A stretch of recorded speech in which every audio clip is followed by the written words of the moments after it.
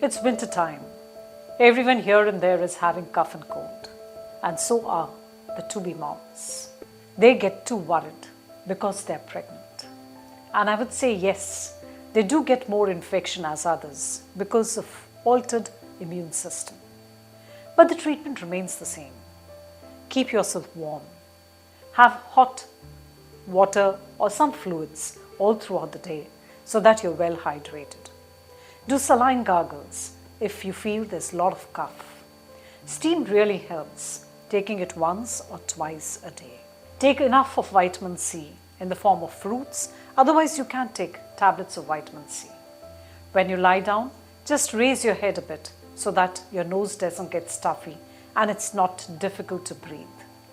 If your nose is too blocked, you can apply saline drops, or sometimes the other medicated drops too can be used. If you're having body aches, do take paracetamol. You can take it once or even twice a day. Antihistaminics definitely help. Taking any of these antihistaminics at night will help you sleep and will release the congestion in your nose. If still you have high-grade fever, you're not well, please contact your obstetrician.